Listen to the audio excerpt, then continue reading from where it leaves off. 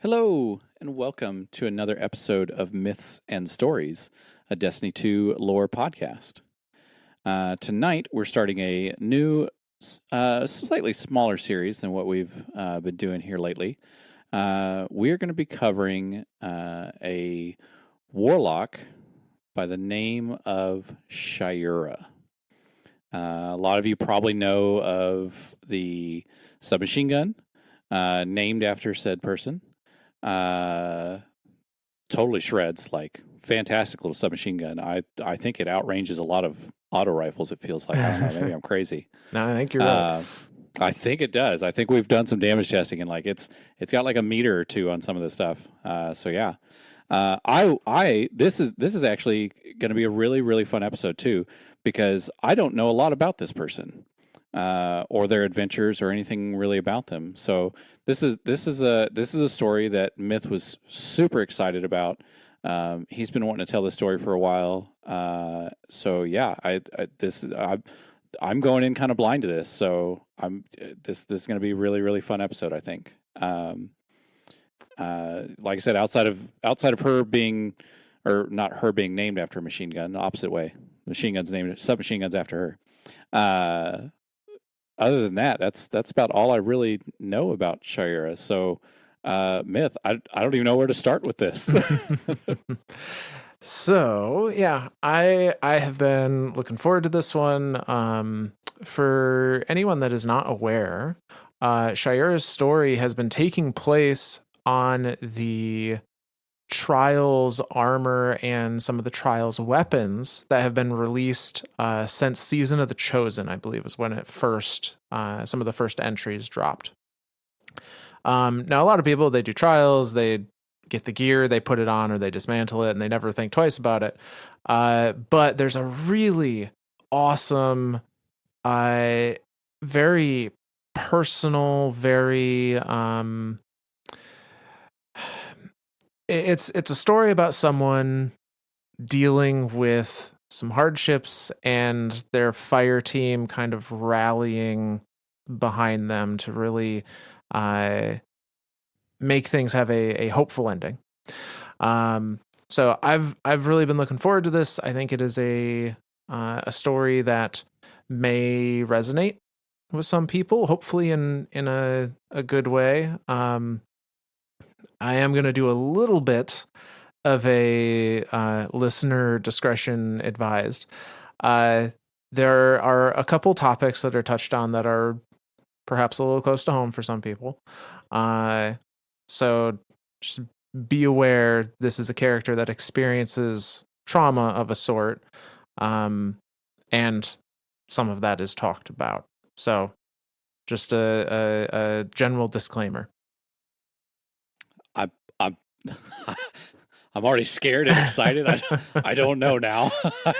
I will say that although there are going to be some highs and some lows in this story, overall, I think it is on the message is good. Like the takeaway is good. So Well, good.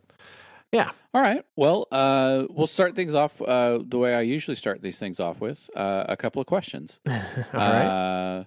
So, first question. This is a more or I guess this is more of a statement. This is a more recent story happening, correct? Like this isn't something that happened like during the Dark Ages, right? Or during the Golden Age or anything. This is something that's like kind of been actively happening while Destiny has been live. Like this is a like what you were saying, a story that's been going alongside us. Yeah, which is another really cool part of it because they are going to be referencing events that we saw in game, and in some cases we played a part in. So this, although the armor that first came out that started with these lore cards was Season of the Chosen, technically the story of Shayura starts right before Season of Arrivals. Holy cow. Yeah, that's like super recent. That's like Yeah. That's like 2 years recent. Like, holy cow. Yeah, no, that's Amazing. Now she had been resurrected prior to that. It's not like that was her Oh, birthday. okay. But Yeah, that was no, I where gotcha. we start kind of following along with Shayura as well as the other members of her fire team. Well, I was going to say that leads me to my next question. Is this just a story about her? Is there a fire team? Is this where what all is she involved? Shayura is definitely the focus, but we're going to see things play out through not only her point of view, but also points of view of her fire team at different moments. So the fire team here is Shayura, who is an awoken warlock, Aisha, who is a human hunter, and Reed Seven, who is an exo titan. Everything represented here. Everything represented. All the three different races that exist as guardians, and all the three classes. So we've got a good mix of everything here. Yep. Good solid rounded group. None of this triple invisible hunter trials bullshit. That's what I'm happy to hear right now so far. Yeah.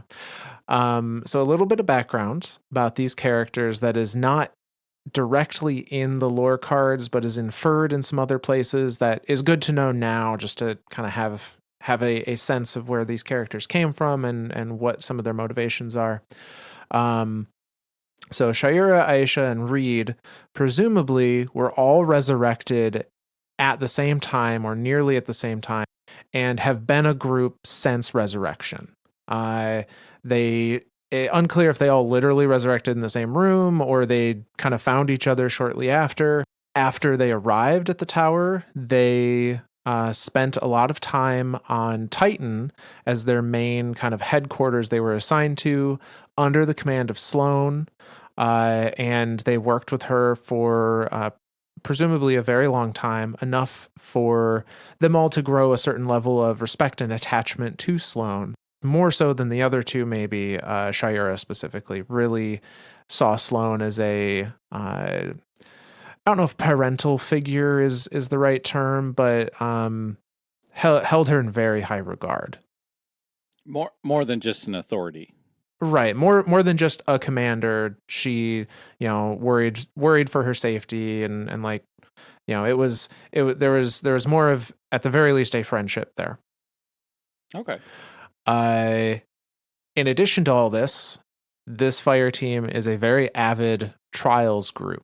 Hence why this story is told on the trials gear. And where we pick up with the lore cards is shortly after the evacuation calls have been made to the various planets during Season of Arrivals. Yeah, I guess that's I guess that's something that some people might not know. Sloane was a Titan. Is Sloane still alive? We don't know. I don't know. She was a Titan on Titan. Yes. Yeah, during the original D2 campaign, you as the player would get through the EDZ and Hawthorne's interactions, and then you would get, at the very end of that, you get a distress call from Zavala, who had gone to Titan. Like that just seems to be the most Titan thing to do, is to be a Titan on Titan. Apparently. While Titaning. Yeah, and that's just like where they center themselves. So Sloane was the vendor that was out there, and then like what you're about to describe here, during Season of Arrivals, or at the end of Season of Arrivals, all of the pyramid ships showed up, and we lost a bunch of planets.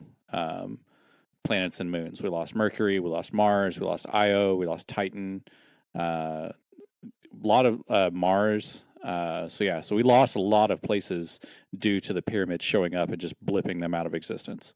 Mars has since shown back up, but obviously, like, if you've played any of Witch Queen, you've seen how kind of fucky it is. Like, it's parts of it is remembering its own past, and so those parts are showing through. I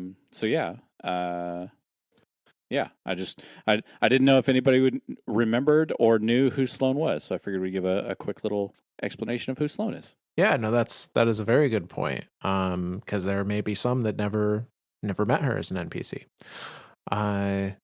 But yeah, so as we kind of alluded to there, Sloan, there's this evacuation call for all of these planets that are currently being orbited by pyramid ships to, abandon ship, come home to the tower. And in some cases, people do. Like Anna was originally on Mars and left to come to the tower with what was left of Rasputin. But in other cases, such as Ashramir on Io and Sloan on Titan, they decided for their own reasons to stay and fight it out until whatever happened happened. And so Shayura and her fire team have evacuated as ordered from Titan. They have left their kind of HQ and gone back to the tower. Sloan has not. And it's by, her own choice, but that doesn't necessarily leave Shayura very happy about that choice. And so we're going to start our readings here with this fire team heading into a trials match and getting ready to go. And we're going to start from the point of view of Reed 7. Those that know of Reed's regret, the linear fusion that ruled the roost for a while, it is the same person being referenced here. So this is starting on the Pyrrhic ascent. I think that's how that word is said. I think it's Pyrrhic. Pyrrhic? Yeah. All right. Like a fire. Like a fire, like having the aspect. You're gonna make me Google this, aren't you? Yeah. All right. By you mean me. Yes, by me I mean you. One at too great a cost to have been worthwhile to the victor. Pyrrhic. So you were correct about the pronunciation. I was thinking it had to deal with like fire. I would have guessed that too, but apparently not in this case. It is. That meaning is a lot deeper than it's very deep. Fire bullshit. Holy cow. Like, so. Well, thanks, Google. Yeah. So, Pyrrhic Ascent, because this is the Pyrrhic Ascent helm, then probably means the lead up to something that was, a match or a climax of some sort that was reached that wasn't worth the cost to get there. So foreboding. Keep that in mind. Yeah. But here we go. So this is the Pyrrhic Ascent helm, which is the Titan helmet. And it goes like this. The Exo-Titan Reed 7 cuts an imposing silhouette across the Mercurian sands, the sun at his back. Reed and his ghost fix their attention on two streaks of fire gleaming across the sky. They're late, Reed's ghost chirps. Again, Reed notes with a sigh. His eyes follow the burning trails across the dusty beige sky until they reveal a pair of jump ships entering the atmosphere. I'm picking up a dispute on open comms, Reed's ghost notes, bobbling through the air around its guardian. You may want to brace for impact. The jump ships dive low and hug the ground after re-entry, kicking up a cloud of sand that billows across the ancient stone courtyard of the Caloris spires. Reed turns his head to watch them speed off to the opposite horizon. And if you believe for a minute that's all we could have done, a voice shouts over comms as they finish in physical space as Reed's Warlock companion, Shayura, transmits down to the surface. Crackling bands of energy ripple off Shayura and another guardian, a hunter, Aisha. Shayura is incandescent with anger. Waves of golden fire lap at the sides of her face. Reed doesn't say anything as his companions arrive. They're doing enough talking for everyone on Mercury. So he gives them their space, choosing instead to focus on the task at hand, He moves towards the looming structure of the lighthouse and the guardians gathered outside, waiting in their queue to complete the prestigious trials of Osiris. His ghost looks at him with concern. Reed reassures him with a gentle tap of his finger against the ghost shell. But Reed can hear his friends becoming increasingly frustrated with one another. Arguments like this have happened before. Questions like, is Eris trustworthy? Should the Vanguard have tracked down Cade's murderer? Was Cade's death his own fault for being so reckless? Their disagreements had always ended with understanding. Today, however, things felt different. Hey! Reed turns and shouts back at them, louder than he intended. The bright red exo recoils a little from the volume of his own voice. The clap of his rebuke distracts both Warlock and Hunter, and they look up at him in sudden silence. Reed lifts a hand to the back of his neck, scratching sheepishly. Can we do this later, please? Shayura and Aisha afford each other a brief and mild look. Wordlessly, they put away their conversational weapons for another time. Shayura draws a sword and points it across the windswept courtyard towards a group of guardians, indicating a challenge to them. Fine, Aisha agrees reluctantly. Reed will take that as a victory, however small. And that's going to end that card. Ooh, little bit of team bickering going on before the match. Little bit. Now, what's really cool about this Pyric armor set is that you see the same events from the point of view of a different member of this fire team based on which class's armor you're looking at.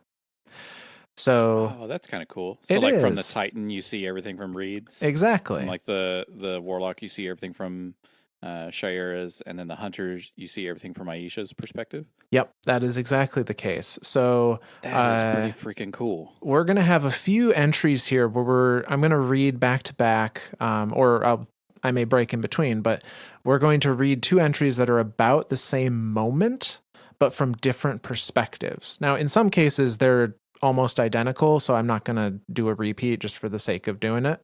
But in other cases, you learn new information or see things that one member picks up on that is relevant that maybe another member didn't.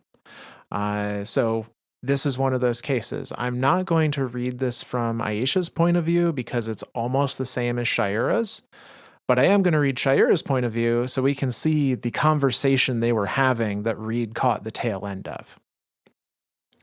Okay. So the next one we're going to read is the Pyric Ascent Hood, which is the Warlock helmet. And it goes like this. A reflection, when viewed in broken glass, is fragmented into as many misaligned shards. The Warlock Shayura looks at herself in the broken center console display, her image split up over so many refracted variations. She is silent in her anger. Now entering Mercury's atmosphere, her ghost chirps. Shayura looks up to watch flames roar over the exterior of the cockpit and sees her face in the distorted curve of the glass. No one reflection is true in this moment. No image perfectly accurate. Reed is already waiting for us, her ghost adds, worried. Shayura hears him, but only in part. Something pulls at her insides like an anxious finger. Open a channel to Aisha, Shayura says. Her ghost hesitates, then beeps in compliance. The cockpit suddenly feels cavernous, as if she could shout out into the universe. Her ghost edges closer and hovers nearby. The connection's open now. We shouldn't just leave her behind, Shayura says into the void with a tightness in her throat. Not our call, Shay. Agree or disagree, we're a united front, Aisha, her teammate, replies from across the curvature of Mercury's atmosphere. Then act like it, Shayura fires back, snapping her jaw shut as soon as the shout escapes her lips. She brings her hand up to her mouth, regretting her tone, but not retracting it. It's Sloane's choice. Aisha's voice sounds smooth in contrast. You know how she is. If she's declining evac, there's no force in the system that'll uproot her. Stay, go, it's her choice. Leaders make mistakes. Shayura wishes she could explain better. Words are insufficient. She's preparing for transmat, Shayura's ghost quietly offers. We're in range, too. Shayura nods and swallows, but the anger is still rising in her. She can feel it creeping into her bones. Wisps of gold fire slither up her arms. Zavala doesn't see it.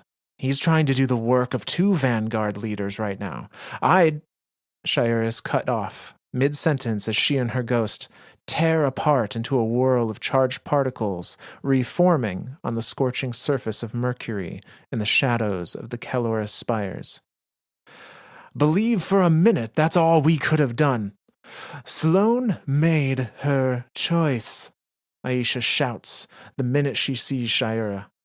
Nearby, their third fireteam member, Reed 7, stands as a looming crimson silhouette in Titan armor.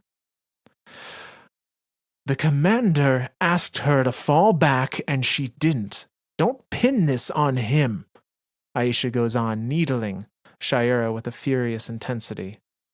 Shayura pivots to stare at Aisha. The fire building around her discharges in an upward blast. If he wants to lead, he should be willing to take criticism for his decisions. Hey, Breed 7 finally interjects. The broad-shouldered Exo shifts his posture awkwardly but stands his ground. Aisha and Shayura look over at him in silence. Reed lifts a hand to the back of his neck. Can we do this later, please? Shayura feels Aisha's eyes on her. She tempers her own expression to match her friend's calmer one, reluctant in her assent, but the ember of anger in her refuses to go out. She draws her sword and points it towards a group of guardians across the windswept courtyard outside the lighthouse, indicating a challenge to them. Fine, Aisha agrees reluctantly, and Shayura withdraws, simmering still. And that's the end of that card. There's a lot to kind of unpack with this one. I like the beginning, that imagery of her looking into this broken glass, because we're seeing a lot of that more recently in Destiny, specifically to do with the Witness. Every time the Witness is talking to somebody on his own team, or even trying to talk to us or through us, it's always through broken glass. Yeah. And even in the final cutscene of Lightfall, when we're told to shoot our ghost, it's through the broken glass of the Kvostov rifle sight. So like I think there's a lot of symbolism there in that portion. Then of course there's the entirety of like the entire talk of like leadership and what being a leader means, and you know, a leader should be able to take criticism, a leader should be able to make their own choices and whatnot. And so there's there and I'm this is in an era, or this the timeline that this is taking place in, our current timeline. There really are only two Guardian Vanguards, not Hunter Vanguards. There's no Hunter Vanguard. There's Titan there's Titan. There is Zavala and Ikora at this time. Yes. So it's even the command structure of the Vanguard feels a little not discombobulated, but it's strained for sure. And all of this is happening while the planets are about to be blipped out of existence. Yeah. So to have someone like Sloane step back and go, well, I've received your order, but there's like I can do more good here by making sure that everyone else gets out. So again, looking at the leadership of Sloane and seeing that's kind of a like that selfless act there. Like that's what drives or that's what rezzed every guardian, right? Selflessness is part of the whole how do you become a guardian thing. Mm-hmm. So to see that in Sloane, I think is man, that's super fucking cool. Um, so yeah, and then but like to know that like even like Asher stayed behind. Anna got out with what was left of Rasputin, I think because of the importance of what Rasputin was at the time, and needing to have the Warsat network ready and available for the inevitable battle that would come. And then Brother Vance, screw him. He's he's nuts. So screw him. Yeah, you're not wrong. So yeah, like it's and it, there's between the two fire team members here, between Aisha and Shayura, um, you can see they're both very passionate about this. Like, Yeah. well, I guess Shayura more than Aisha. Aisha is looking at it as like a look. You can't control what people are going to do. It sucks to say just accept it, but you kind of just have to accept what they're going to do. And then for Shayura to be like no, and to have that level of closeness that this isn't just her commander, this is more of like that family member of like this is who I've been with my whole life. This is who I've known. This I've eaten meals with this person. I've shared memories with this person, and now they're willing to just sacrifice themselves for what? And that's a I can see where Shayura is getting that level of rage from. Um, also, I like that she's a solar warlock, and I like that she uses a sword. Yeah, so I thought you might connect with the solarness. If she was an arc warlock, that would have been like game over. Like Yeah. that like arc warlock with a sword. If she had a bow and a shotgun, I would have been like, all right, well, this is game over. I now know who my spirit animal is. No, but yeah, so I think she's feeling a lot of things. She's feeling maybe betrayal from Sloane for staying. Yeah, probably a sense of helplessness that like she's not also there to try and protect or assist Sloane in some way. Just a lot of anger directed at probably herself and the situation, and it's finding places to be vented essentially. And now to be vented in trials. Kinda, yeah. Yep. So that is going to lead us into the Pyrrhic Ascent vest, which is the Hunter Trials chess piece from Season of the Chosen. And we're going to see Aisha's point of view. And this is during that Trials match. Oh, that's a bad time to pick up a fight, man. Like that's a bad time to pick a fight back up. Like kind of need to focus during a trials match. Yeah. Save that shit for the loading screens. So this is again that Pyrrhic Ascent vest. And it goes like this. A seething stream of automatic weapon fire ricochets off of the vibrant purple dome protecting Reed 7 and Aisha. There are only 2 guardians left on the opposing team. The remains of the third are scattered, smoking, and sizzling. Aisha? Reed asks in concern. Flames form before Aisha's knuckles as his barrier begins to destabilize. She has the better plan. The opposing guardian pauses to reload from behind cover, and Aisha boosts straight up.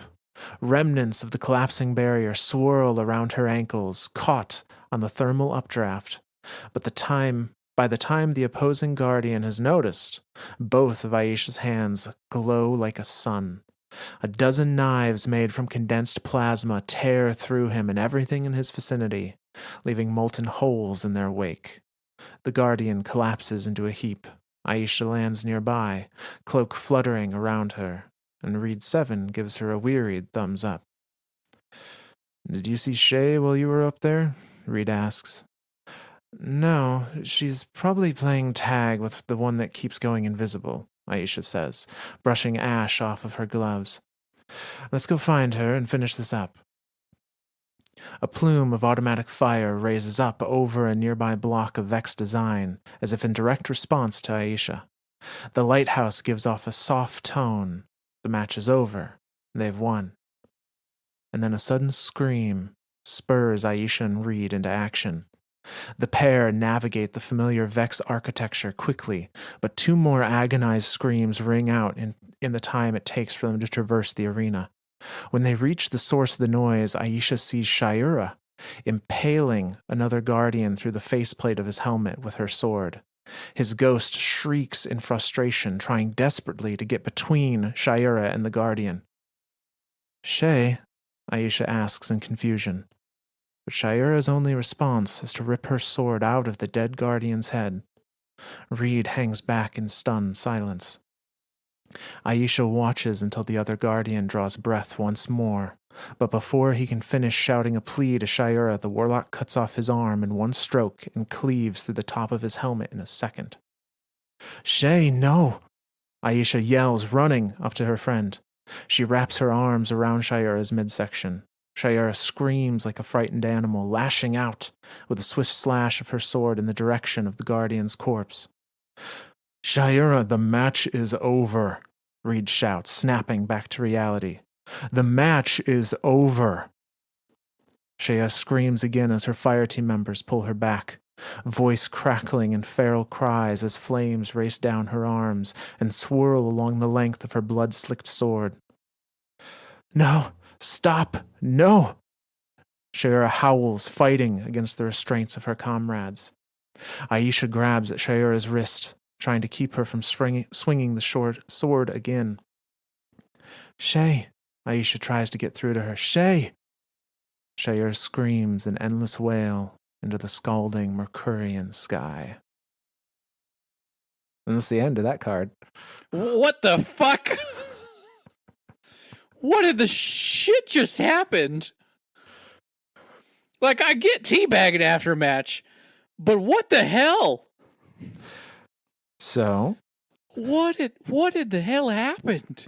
This is this event from Aisha's point of view. We're going to do a reading of this event from Reed's point of view, and then from Shayura's point of view. Holy shit. And we're going to see exactly what was happening for all parties involved. Like, I get the first part of it, like, Reed's bubbled up, bubble starts to come down, he's like, all right, he's counting down fucking 5, 4, 3, and on 2, Aisha jumps up and Blade Barrage is the guy, solo Blade Barrage, which whatever, it's fine. And then they're like, oh, she's over there bullshitting with the invisible guy, of course. God damn invisible guys. What the hell? Like, I get being pissed that the guy's invisible, like teabag him after you kill him and win, but Jesus, what in the hell? So some of this is going to be a little repeat because this is the same event from Reed's point of view, and he had much the same visual as Aisha did. But internally, there was a little more going on with Reed during this. So we're going to go right into the Pyrrhic Ascent plate, which is the Titan chess piece. And it goes like this. Reed 7's arms feel like they're going to break apart at the seams. The vibration building in his body threatens to shake him to pieces for every second that he maintains his barrier. It stands as an extension of his light and also his body. He feels it like a piece of himself, one that he has overextended time and time again as it deflects an auto rifle's rapid-fire barrage. Only 2 guardians are left on the opposing team. The remains of the third are scattered around the area. Reed considers how fast he and Aisha might be able to rush in on their cornered guardian.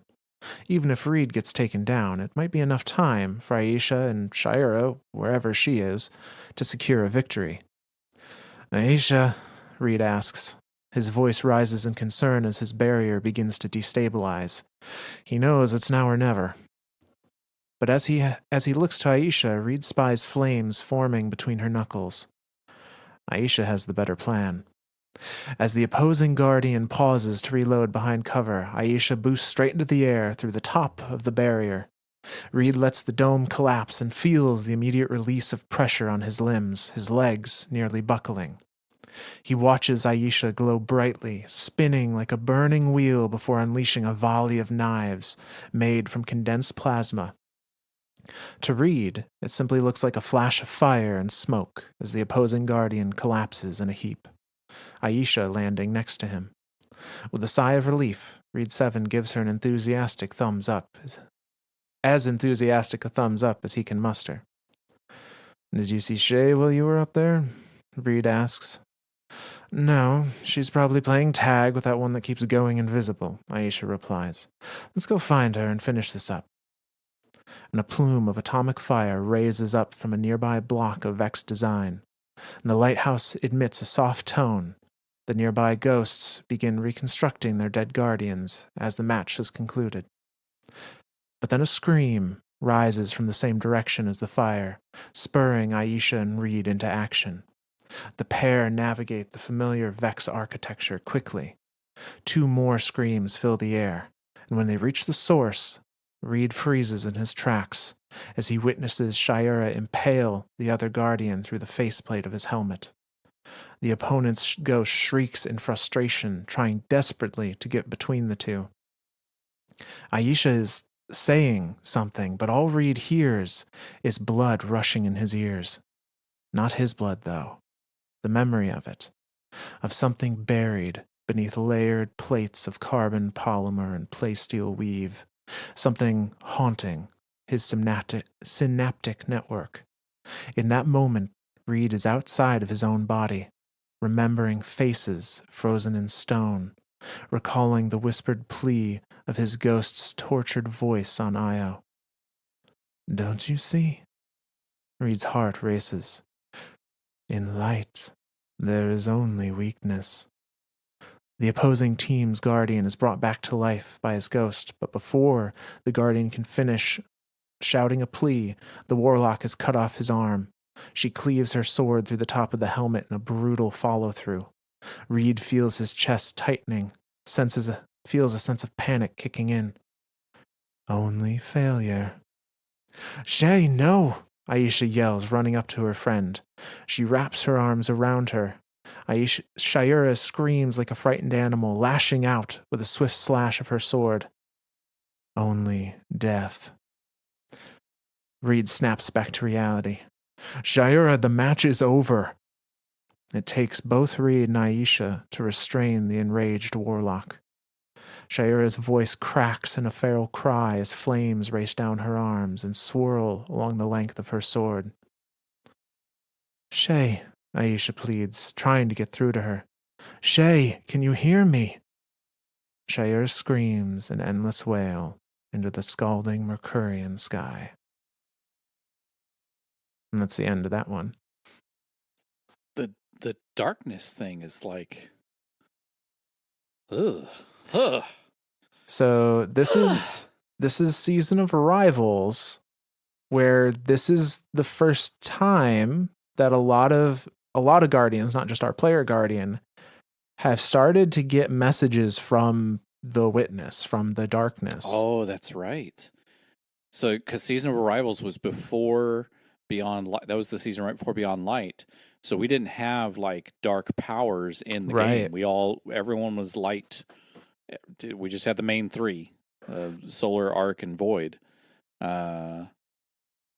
So to be able to start getting these whispers, and I guess the first time that we as Guardians start really getting darkness stuff is even before then. At the beginning of Shadowkeep. Mm-hmm. Or I guess the beginning of that year of Destiny with Shadowkeep, and the Garden of Salvation.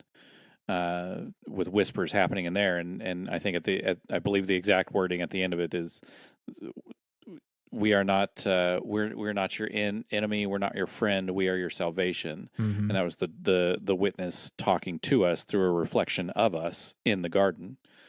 So yeah, so darkness talking directly to us, the guardian, is kind of a new thing, because we had to collect an entire set of gear that like warded off the pyramid, the moon pyramid's defense system to even get near the thing, Yep. to even see that cutscene, to even try to talk to the darkness. And the whole time, the darkness kept using our ghost to talk to us. So, yeah, no, darkness at this point in time, especially darkness talking to us, the guardian, is still relatively new.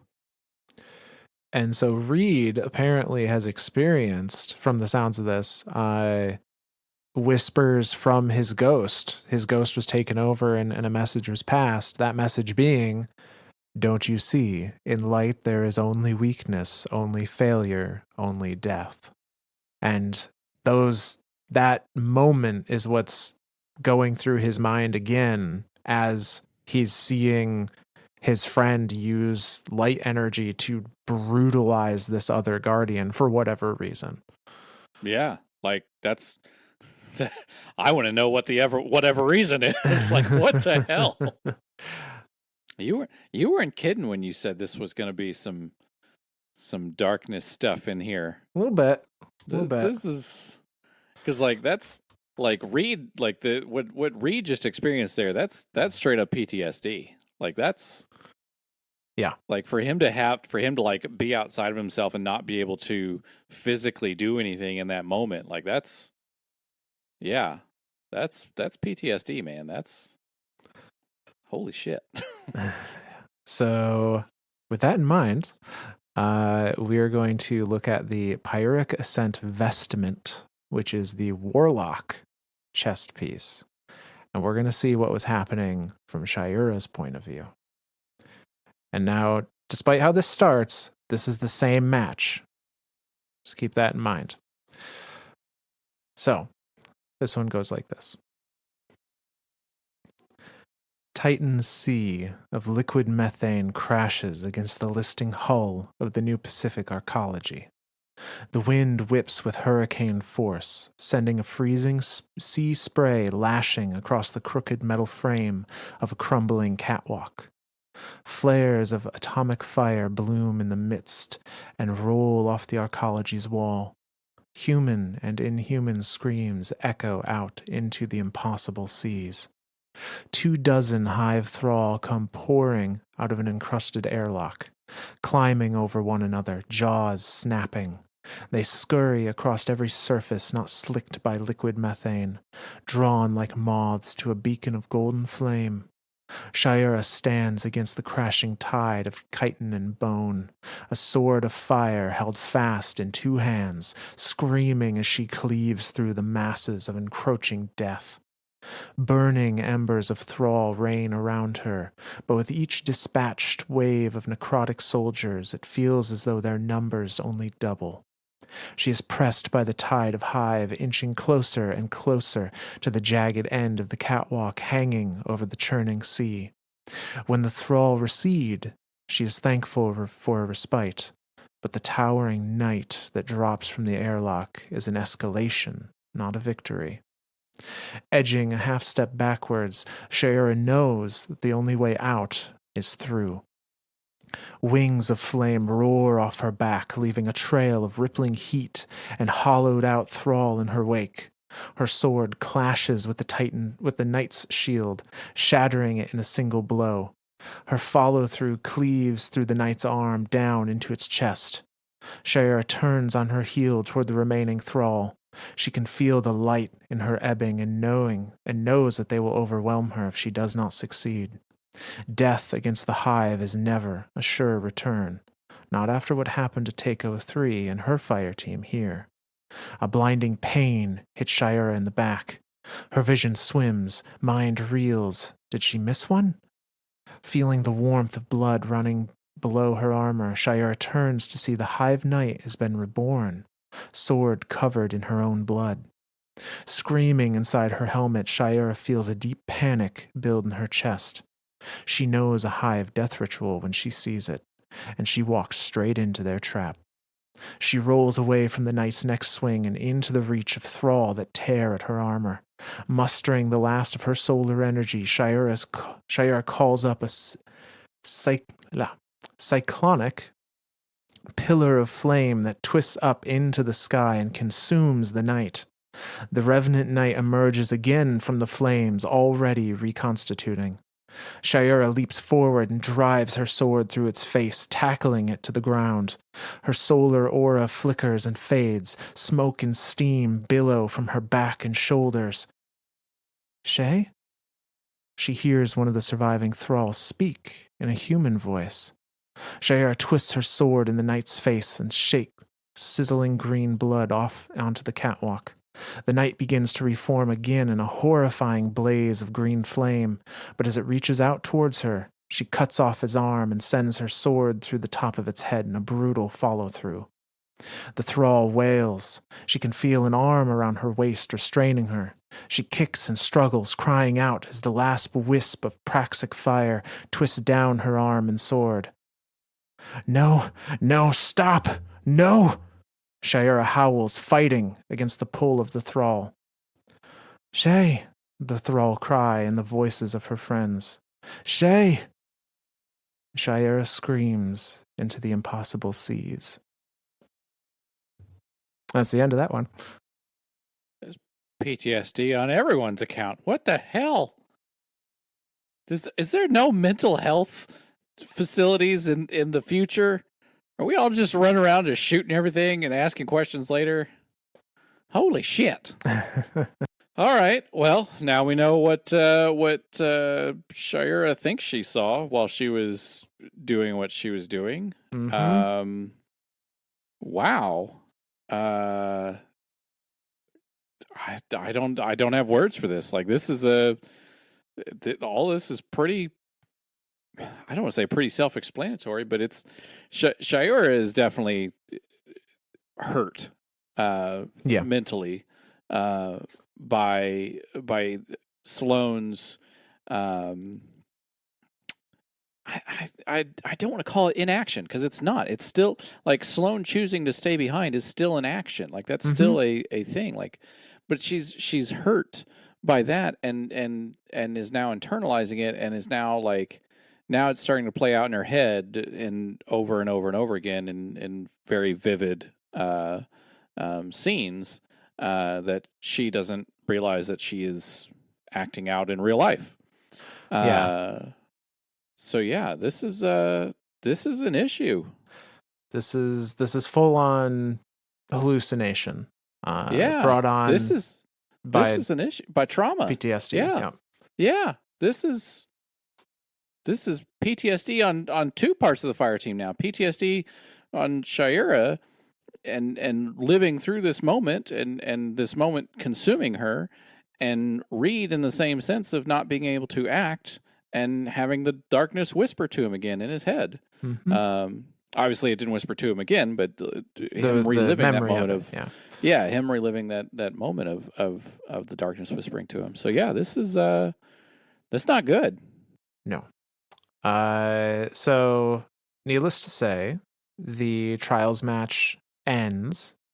Shayura is restrained by her fire team, and sometime afterwards, they kind of have a I don't want to say somber, but they have a little bit of a check-in with each other. And so we're going to see that first from Reed's point of view. And this is on the Pyric Ascent gauntlets, the Titan gloves. And it goes like this.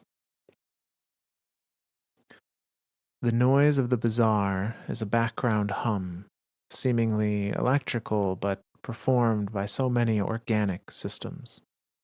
Reed 7 finds comfort in the banality of human conversation when viewed at a macro level, the impression of life. It's something other than language to him, something he imagines the universe might sound like to a warlock. At least he assumes they hear those kinds of things. There is a relief in this moment. Reed hears only the people in the bazaar, not the voices of horror that haunt him from Io's cradle. When he thinks too hard about it, he can still hear the darkness moaning through his ghost. But rather than dwell on it, he searches for something else to fixate on, something to distract him. The whole of the bazaar is decorated for the Festival of the Lost now, with colorful engram-shaped ornaments hung from decoratively macabre trees. A ghost, one he's fairly certain belongs to the Warlock Osiris, goes cartwheeling by with a shriek of laughter, trailing cloth wrappings in her wake. The moment of levity helps lift Reed's spirits as he returns to his table in the new monarchy's enclosure, where Aisha and Shayura wait for him. Drinks, Reed says, setting down 3 tall mugs wafting with steam. Aisha offers him a supportive but strained smile. Careful, he notes as she reaches for the mug. They're still pretty hot.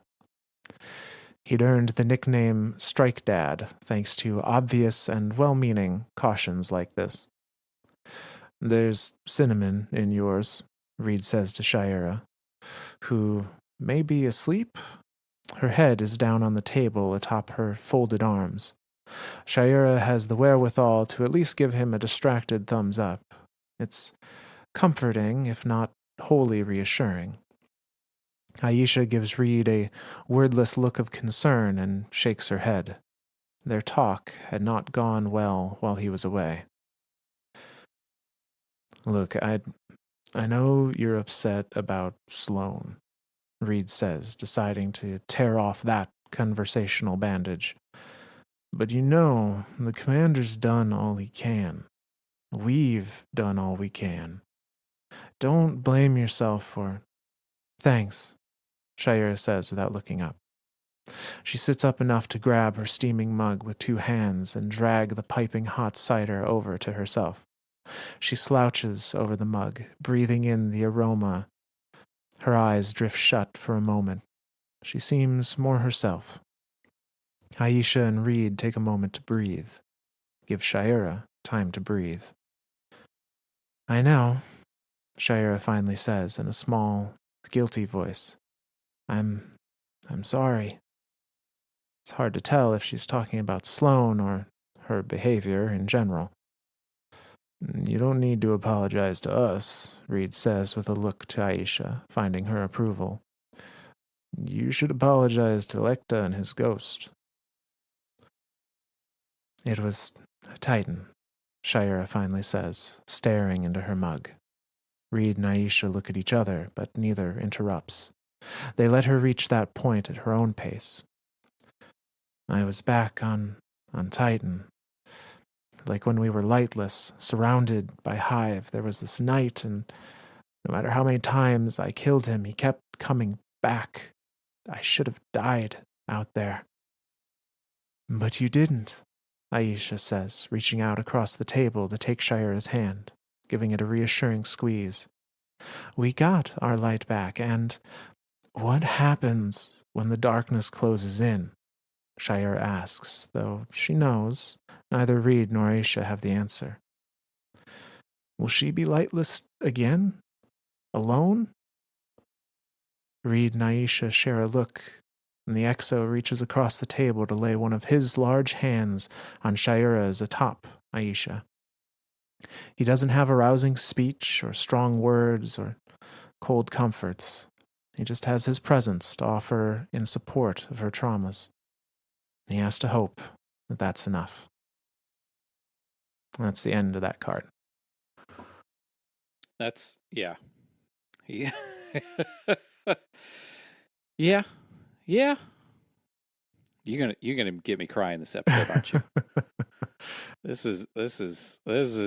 is rough, man. This is like I get it. Like that's that feeling of loss, and then to know that loss might come again. Like the light is so important to Guardians. Like when the events of the Red War happened and Gaul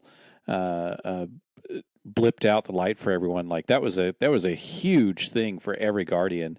I mean, like obviously the Vanguard Zavala runs off to Titan to try to like figure it out and like how do I get through this, and Ikora goes to Io to just like figure it out, and Cade runs off to Nessus to try to come up with a plan on how to kick some ass without the light using Vex Tech. And so it's like every Guardian had like a rough point in time there, and those that have lived through it would absolutely feel like PTSD to see that, hey, the pyramids are coming in, like they're creeping in, and this is Festival of the Lost, so this would be during October, November, and I'm trying to think, when did Beyond Light actually launch? Was that December? I want to say it might have gotten pushed back to like February. Witch Queen was pushed back to February. Maybe that's what I'm remembering. It was definitely within the next like 3 months or so, though. That's what I was thinking. I was thinking it was like November or December that Beyond Light launched. So yeah, so this is like right on the cusp of the like you were saying, this is during the season of Rivals. That's where we went to Io a bunch and interacted with Eris, and she did the whole like she was at the base of the tree with silver wings, and there was one word conversations happening each week, and she was trying to decipher them. So we were definitely having a lot of interactions with the darkness there, and to know that could possibly happen again, that light could be blipped out forever because of the darkness, because that was such an unknown thing, and it's still kind of like an unknown thing. Like even now in Destiny, where we look at the events of Lightfall, and the Travelers kind of shut off right now. Like we don't know what's going on with the Traveler. We don't know where the Witness went. We don't know what the whole thing with all that shit happened. So yeah, so I can see where like she has that genuine fear, and that's that again, that's the PTSD activating. And then for Reed to be able to just be like, we don't know what's going to happen, but the best thing we can do is hope. Like that's I'm going to make myself cry. Yeah, like that's a big deal. So Yes. yeah, this is a very human fire team. It feels like not human. Obviously, there's an Awoken, there's a human, there's an Exo. This is a very personal, I guess. I don't know. That's yeah. No, I think that's accurate. In general, we're not talking about one of the grand like world-ending plots of the game. This is a much smaller, more introspective look at intimate. This is a very intimate story happening here. Like that's what yeah. No, absolutely. I have a very closeness to this. Whew, I hope I'm ready for the rest of the story, man. I don't know. Well, and real quick, they also mentioned Takeo 3. That was an interesting throwback there too. So Takeo 3 was one of the fire team members that originally went down into Titan, and all of their fire team members had the void light ripped out of them, and the void light was put into crystals. This was all done by we know now by Savathun. This was one of her ways of studying the light and trying to figure out, can she do something with it? Can she manipulate it? Can she use it? In her ultimate goal of doing whatever the hell she was trying to do with the Traveler, and in her eyes, save the Traveler and therefore the universe. So yeah, that's. I mean, that fire team went into that fight thinking, oh, well, this is just going to be another day on Titan, and then to have the light ripped out of you and die, like that was a big deal. Then, like that, I don't know that had happened to any Guardians up to that point. Like nobody's ever, to be lightless is just a weird. Yeah, that's a weird thing. Like I guess some Guardians had been killed. I mean, obviously you had final deaths during the Dark Ages, during the Risen period. During the assault on the moon with Crota and all those highs. Right. The entire, I mean, all of Eris's team, like, yeah. So, I mean, Guardians had died their final deaths, but like not in this way where it was like the light was ripped out of them. So yeah, that's again, a very real fear for Guardians, at this point in time. Yeah. But so we're going to see the same scene, but this time it's going to be through the eyes of Shayura. I'm going to omit Ayesha's point of view here because she has the same it's a conversation between her and Shayura, so it would be just the same thing more or less. And a lot of it's going to be similar, but I think Shayura's impression of certain things is important enough to go over. So we're going to be looking at the Pyrrhic Ascent gloves, which are the Warlock gloves, and it goes like this. Guilt and shame twist like spectral blades in Shayura's stomach. Sitting under the trappings of New Monarchy's crimson-shrouded enclosure, her focus is locked squarely on the table's wood-grain surface. The sound of her breathing feels uncomfortably loud, but at the same time, the noise of the nearby crowds are muffled and distorted as if they were underwater. How's today feeling? All Shayura can hear clearly is her own breathing. She slouches forward more, fingers sliding up into her hair, elbows propped on the table, fighting to stay in the present when her mind demands she fixate on the past. Did you talk to Ikora yet? Aisha tries again. A new knife of guilt slides in. Shayura tries to swallow, but her throat is dry. She'd barely had the energy to come here. It makes her feel all the more worthless. No, Shayura finally says, her mind fuzzy, her response delayed. I will. She promises because she knows that's what Aisha wants to hear. I'm sorry. Hey, no, Aisha says, putting a hand on Shayura's shoulder at some point. The tactile connection is a grounding presence, bringing Shayura back into the moment. Don't. We've all been through a lot. I should have paid attention to how hurt you were before we went into the match. I'm sorry we fought. I'm sorry I yelled at you. Aisha's plaintive tone hurts as much as it helps. Shayura is sinking into a slouch of defeat, feeling her closest friends suffer because of her own shortcomings. It only makes her feel smaller, guiltier. Shayura looks at Aisha out of the corner of her eye, seeing the twinned look of support and worry on her face. Can guardians be unfit for duty?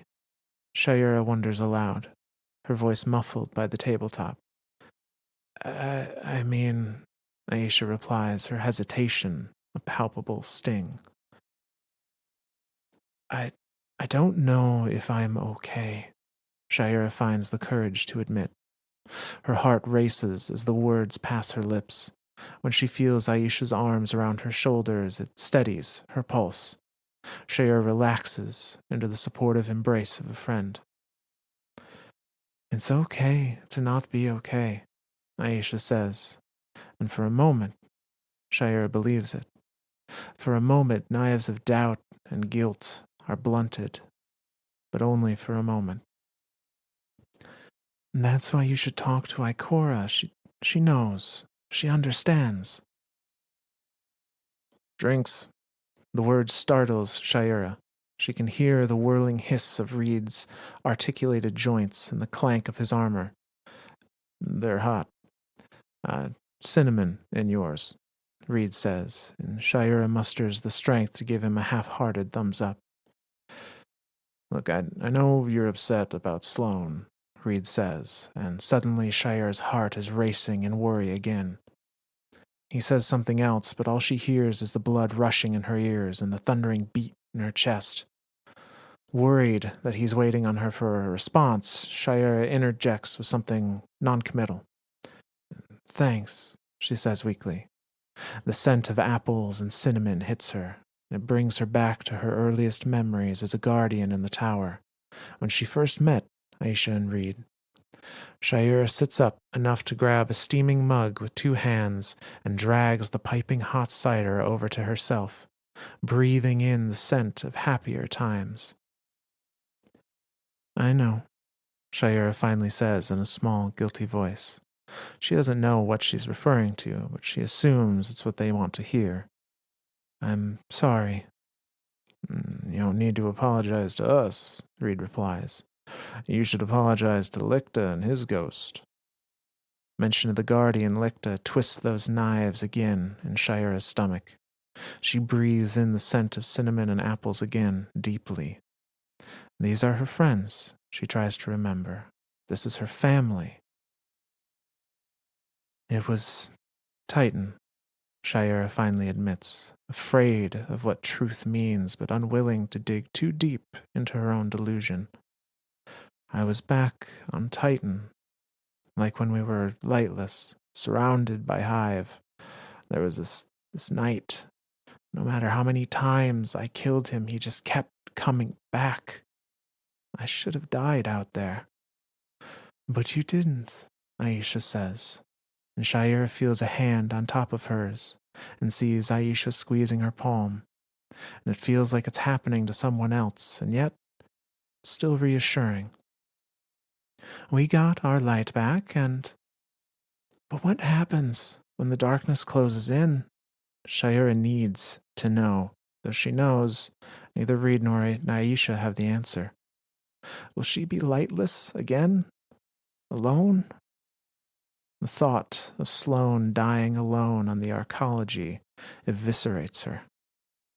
Reed's hand joins Aisha's in a wordless reply, and it isn't much, but it's enough. That's the end of that one. Dude, this is... Oh, man. This shit's getting fucking real, man. Yeah. Yeah.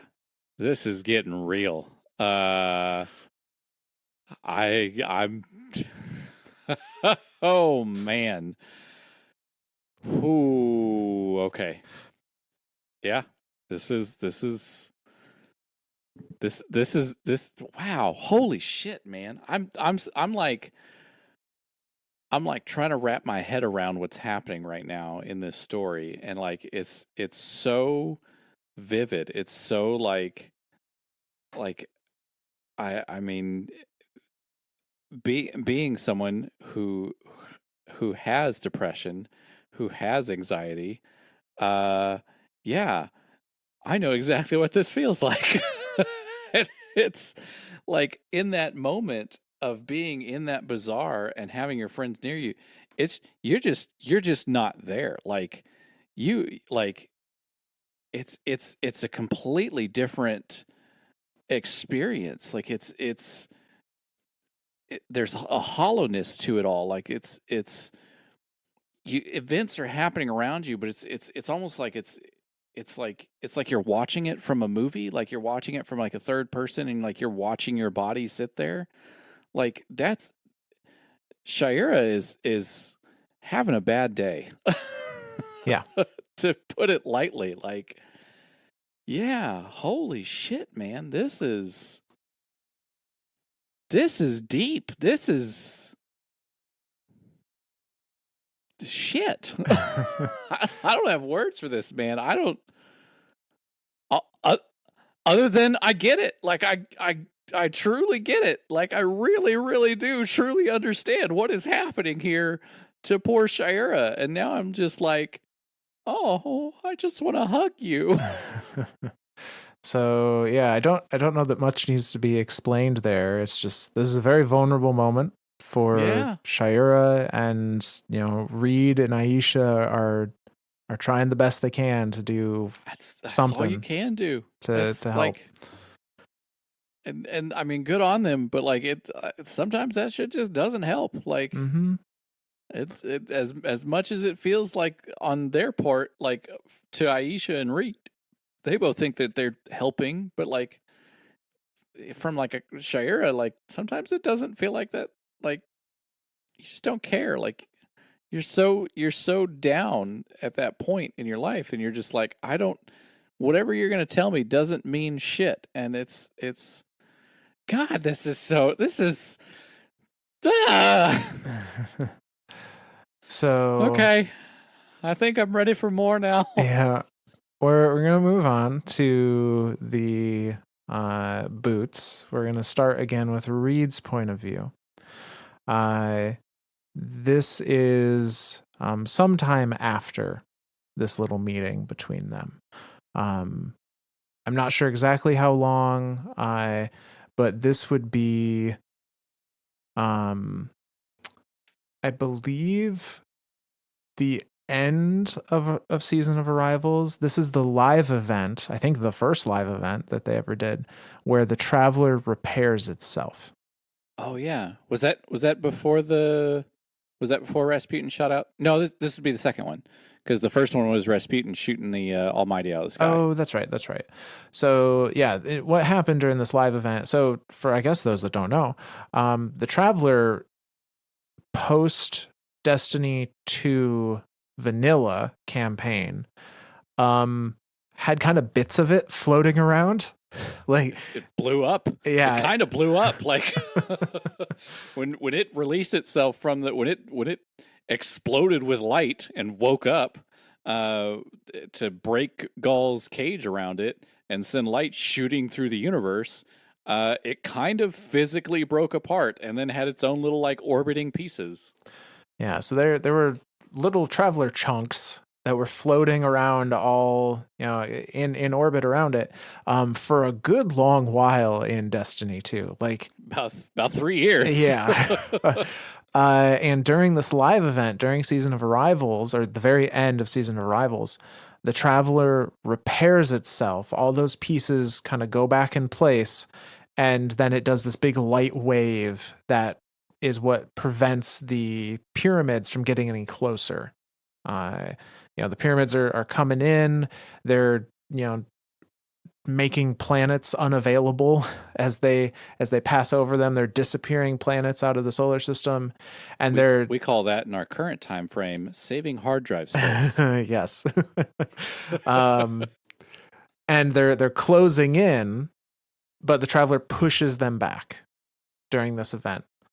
And this was a big deal because during the live event, we as the player would load it into the city, a portion of the city proper, where we were amongst just general civilians and other guardians, people just standing looking at the Traveler going, what is it doing? What is going on? And it was actually a really cool moment of like, you felt like you were connected to the people your guardian was protecting in a way that hadn't happened before. You really felt part of the world there. Yeah. So the next 3 entries are going to be from the different fire teams' point of views of this event. And they all had very different takeaways from it. And so we're going to start with Reed on the Pyrrhic Ascent Greaves, the Titan boots. And it goes like this. Guardians are arriving from all across the system. Even the hunters are back. Reed Seven's ghost had been giving him updates on the minute for the last half hour. He hasn't been able to move since he reached the railing at the edge of the roof. Seeing the Traveler doing anything is cause for alarm, but seeing the Traveler radiating pulses of light, like some kind of beacon, is nearly enough to stop the Titan's synthetic heart. He knows his ghost is still talking, but he has effectively tuned it out. Aisha and Shayura are on a lower terrace, far enough away that Reed can't hear them talking, just observes their body language. Both look tense, Shayura most of all. But for all that Reed wants to watch them, he can't seem to keep his eyes away from the Traveler, from the seething waves of blue-white light that erupt from inside its cracked shell, from the way the waves make him feel as they wash over him. It's a vindication to his hope that the Traveler would not abandon humanity in their hour of need. He wants Shayura to see that, to feel his faith, but each time he looks at her, she seems more distant. Reed, his ghost says for the 5th time. Reed finally acknowledges his name, looking at his ghost with uneasy silence. I feel strange. Something's happening. It's more a plea to the Guardian than anything. A plea of uncertainty and helplessness. Even his ghost couldn't tell if the coming tide was going to wash them all away. if this was how the final moments of the collapse were felt. But in this moment, Reed's only thoughts go to Shayura and Aisha, and he looks down at them.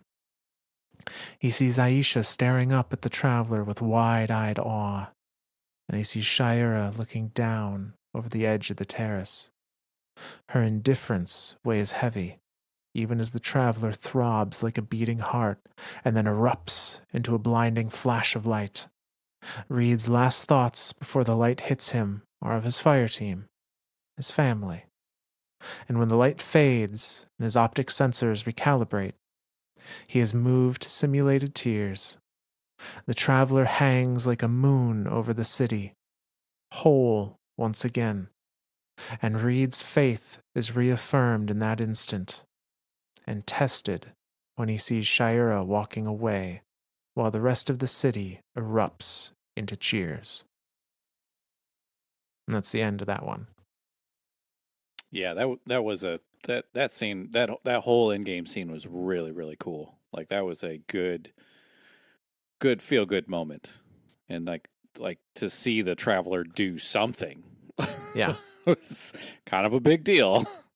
So yeah, like it's and like for Reed, like this is very much a that affirmation, right? Like that okay, yeah, the traveler's good, the traveler's here, the traveler will help. It's everything will be okay. Yeah. But then like to look down and see his friend and family member, fire team member, Shayura, kind of just like walk away from it all. Like that's off putting. Like that's a scary thought for Reed, I think.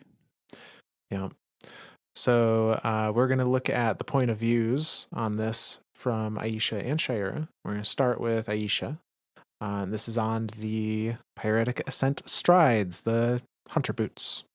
And it goes like this. The traveler hangs like a moon over the last city, radiating bands of sapphire light from within its cracked shell. Thousands have gathered on rooftops, crowded streets, filled balconies. They look up to the sky, staring at a spectacle never before seen, and perhaps never to be witnessed again. From their spot on a terrace, the hunter Aisha and her awoken warlock companion Shayura bear witness to the turn of the age. Do you remember Chicago? Aisha asks, unable to pry her eyes away from the traveler's silhouette. Shayura's response is non-verbal acknowledgement. I thought we were going to die in the crypts, Aisha continues. Light ripples from the traveler washing over the pair like foaming tides from distant shores. Aisha closes her eyes. I remember we all blamed the traveler. She wishes she felt more as the light touches her face. She wishes she felt anything.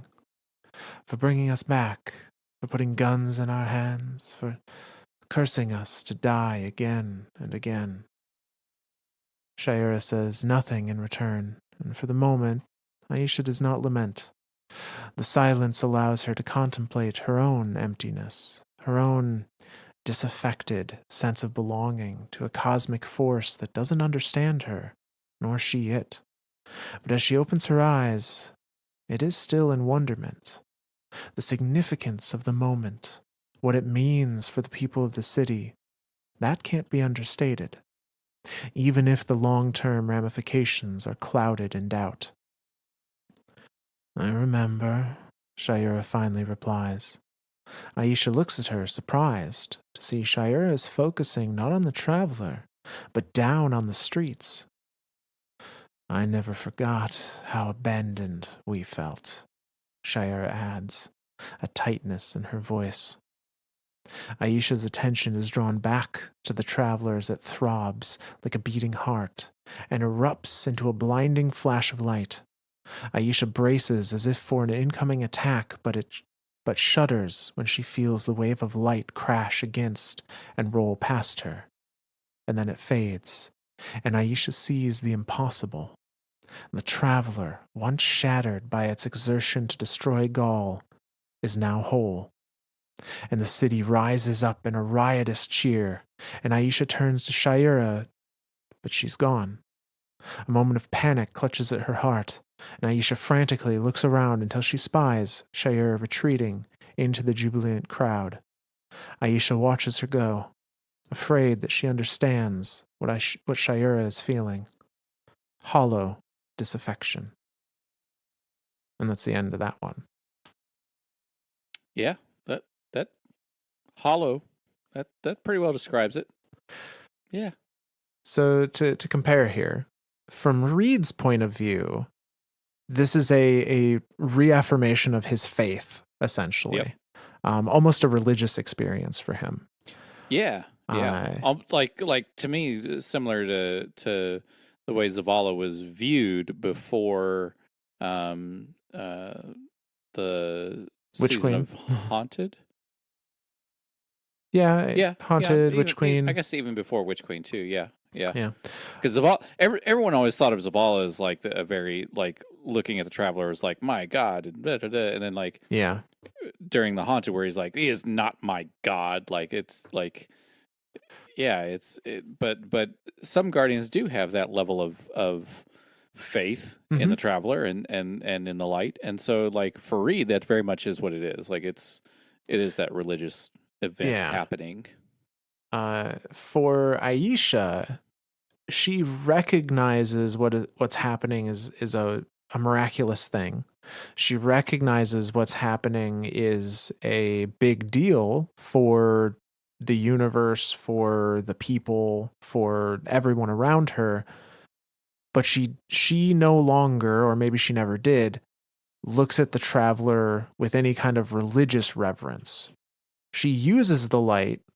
She uses the tools available to her to defend herself, but she doesn't have any affection towards the Traveler. She doesn't love it, and she doesn't feel like it loves her. It's just a thing that's there that does cool stuff. Kinda. I feel like that's a very Hunter thing to like. That's a very I don't know. Not the essence of a hunter, but that's I almost feel like all hunters feel that way. Yeah, maybe not, dude. But hunters in general are canonically much more carefree. They don't want to be part of a establishment or have down with the rules, rules or boundaries. Anarchy. Yeah. No, I get it. I get it. But yeah, so we have Reed, who is like kind of takes peace in this moment of like I am right to believe in the Traveler. And we have Aisha, who is like, this is a very important moment, but I don't feel a connection to the Traveler on outside of it has given me access to light. And then we have Shayura, who takes a very different impression. So this is on the Pyretic Ascent boots. And it goes like this. The wind carries a chorus of voices, some reverent, some frightened, some confused. The mosaic of conversations is a distracting din to Shayura, who rests at the edge of a terrace watching the crowded streets of onlookers, eyes upturned to the shadow of their silent god looming in the heavens. She can't help but feel that the people who dwell beneath the Traveler do so out of desperation and delusion. They were told for generations that this was the only safe refuge on Earth. Even after the assumption had been challenged by the Red Legion and now the darkness, they still clung to that desperate hope. They cling to an illusion of an all-powerful God that will protect them. When, Shayura believes, they never have ever been in real danger before the Traveler arrived. Shayura hears Aisha talking beside her, but her thoughts are distant. Shayura grunts a reply, hoping indifferent is enough of a response. But Aisha keeps talking, something about Chicago, about memory. Shayura grips the railing and watches the people staring at the Traveler. She cannot bear to look up with them. I remember, Shayura finally replies, her own internal fears overlapping with the memories of dark times that her fireteam experienced below the ruins of Chicago. I never forgot how abandoned we felt. Shayura adds, a tightness in her voice. The day Gaul stole the light, when they were so far from home, when they went from hunters to hunted. Shayura also remembers what went unsaid. She remembers those feelings of desperation and abandonment and how she would have accepted any opportunity if it meant living. Her desperate moment did not end in such darkness, but she cannot help but wonder about other guardians.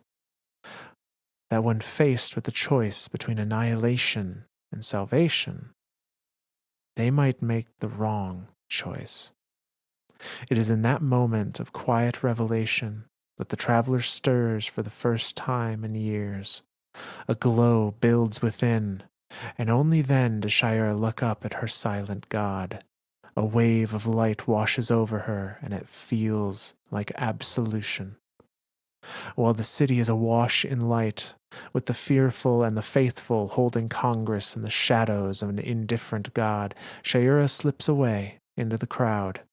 She does not need to witness the traveler's grandiose power to know what is being asked of her, and she does not need time to set herself to work. Shayura's path is clear. And that's the end of that one. Yeah, that's not dark and brooding at all. I mean, that's what trauma will do to a person.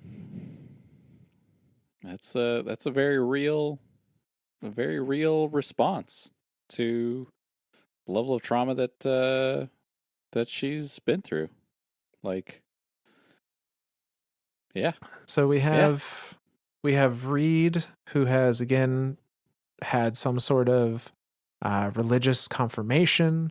We have Aisha, who understands the significance, understands the tool that is light, but does not feel any love or affection one way or the other towards this being that does not understand her and that she cannot understand. And then we have Shayura.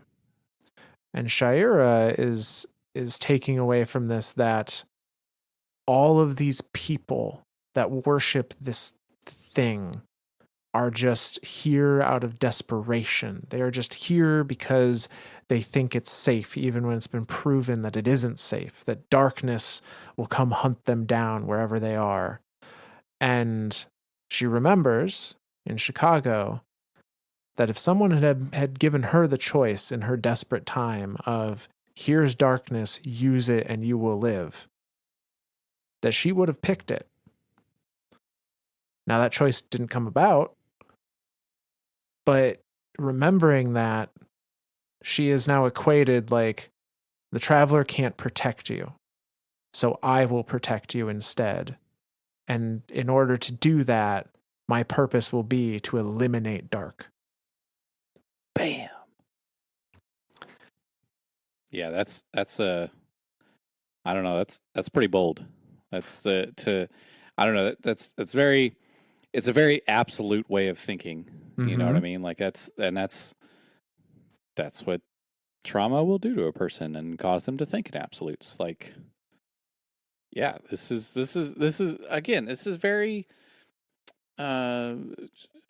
familiar. I guess it's very, these are very real emotions that are being portrayed here, and it's, yeah, the actions and consequences that are happening thereof, like these are very real things. Like it's obviously this is all happening in a video game, but this is something that we can see in our present day. Like this is, yeah, this. I'm really feeling it today, Myth. I'm really feeling it today. Art imitates life, and this is true. In a lot of ways, these kinds of connections can be the most impactful from art. Yeah, and this is pretty goddamn impactful. I feel like. But yeah, so like it's interesting to me to think like a lot of guardians that lost the light, uh, as specifically the player character, were in the city when it happened. But then to think of like guardians that were just like out in the wild and lost their light, like I mean, how many guardians were in the middle of a firefight, lost their Mm-hmm. light, and then died? Like that's a big deal. And then like how many lost the light and then didn't know that there was the like come to the farm, like we're trying to rebuild, we're trying to Right. reestablish and everything, and then to and especially during the because again this is the very last thing that this event that's happening here is the very last thing that happens during season of arrival, right before beyond light, right before darkness is introduced to everyone as guardians, and they're given stasis and been like, hey, here's a dark power, go run crazy with it, dark's okay, dark's not so bad. um so yeah, this is a very real moment in Destiny history for these fire team members, and Shayura in particular, of like to make that decision of like, okay, well, if everything is just indifferent, like something a side has to be chosen, which was an interesting thing to say, because I'm again thinking back to one of the first lines that we hear out of Elsie. You know, a side has to be chosen, even if it's the wrong side. Um, so yeah, and for Aisha, or sorry, for Shayura to very much put put this line in the sand and say, okay, well then I choose the light, like over everything else. Light good, dark bad. Anyone who uses dark, bad people. Like bad would get punished. Like that's a very, again, thinking in absolutes. Um, and yeah, that could lead to some bad stuff. Yeah.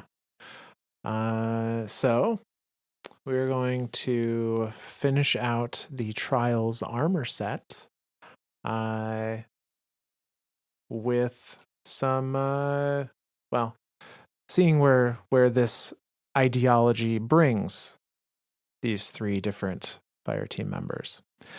So we are going to start with the Pyrrhic Ascent Mark, the Titan class item for this. And well, yeah, you'll see. So this one goes like this. There's still snow in the cockpit of my jump ship, Aisha says after she appears in a crackling wave of latticework from the subordinate Vex conflux, now running simulations of the lighthouse from the safety of the tower. Is that why you were late? Reed Seven asks in a gently teasing tone. Aisha looks around, spreading her hands. And Shayura isn't? She's coming. How long did you stick around the stranger's camp after we left? Reed wonders. Aisha looks away at the lighthouse across the courtyard. He fails to notice the tension in her posture. A couple hours. I moved around. House of Salvation was putting down stakes out near some Vex ruins. Wanted to make sure they didn't stick. Aisha explains, bringing two fingers up to her neck, depressing a button on the armor's collar that summons her helmet around her head. Reed snorts and nods. This is weird, right?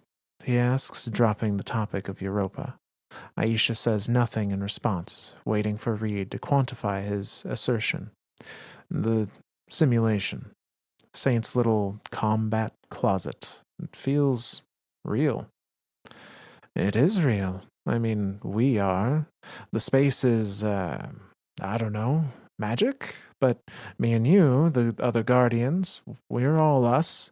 The dangers may be simulated, but that doesn't mean, that doesn't make the effects any less real.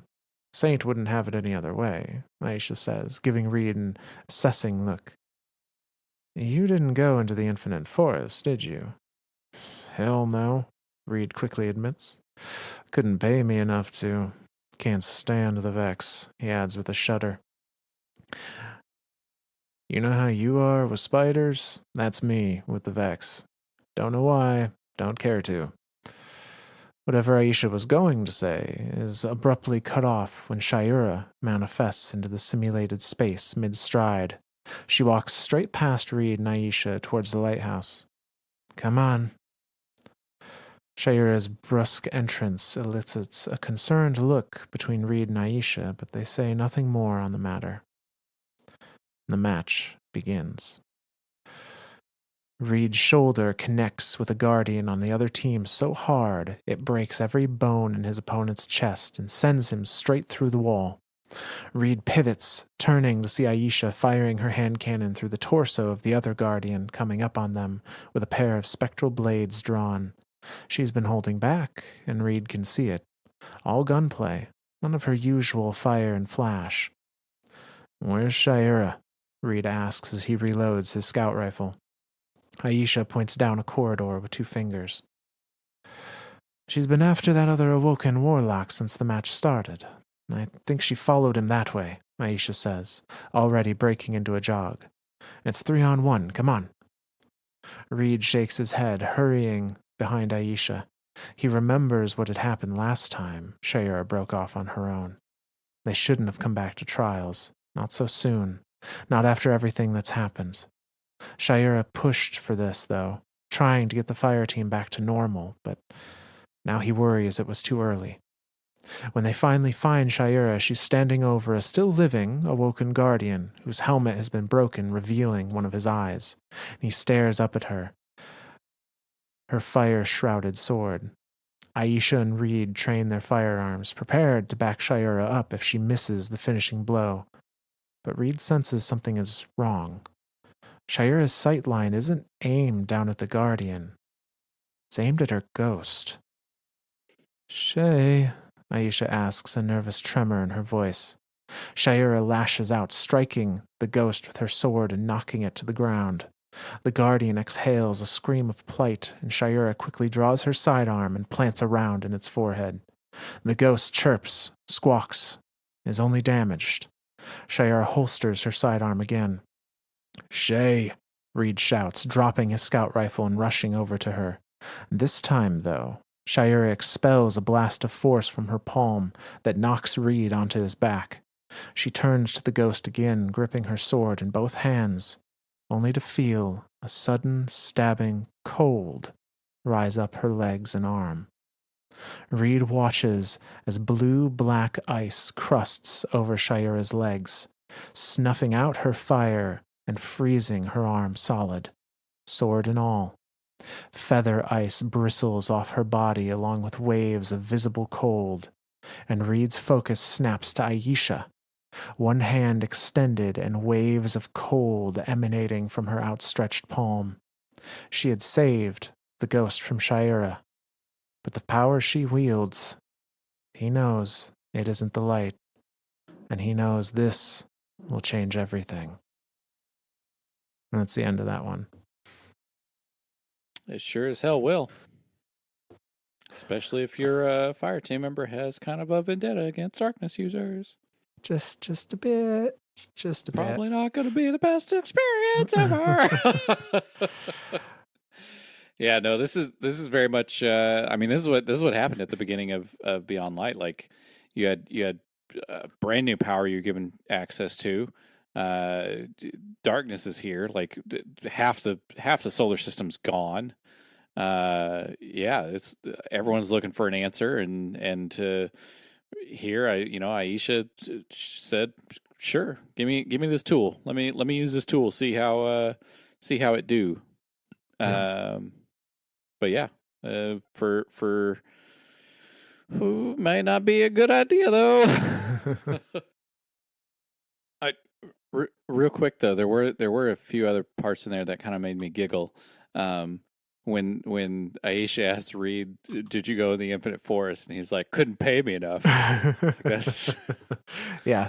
That was definitely a jab at all at Curse of Osiris expansion, and I like it. I like that Bungie's able to like look at themselves and go, "Yeah, we fucked up. Yeah, but that's okay. We're moving past it. Yeah. Couldn't pay me enough to go in that shit." Yeah. No, I had especially the EXO being the one saying it. That's like, what I'm saying. Like, it's like, You might Okay. not know this, but they're kind of in you. Yeah. Yeah. So, but yeah, so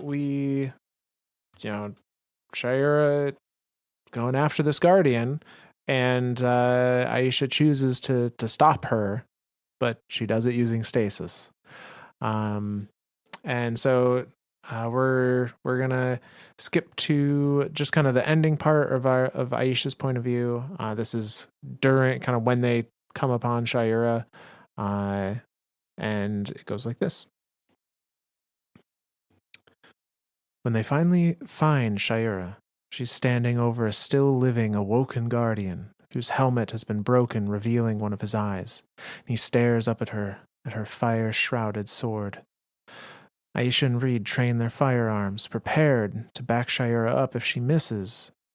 But Reed starts to lower his auto rifle, and Aisha feels his palpable confusion as she also notices Shayura's sightline isn't aimed at the Guardian. It's aimed at the ghost.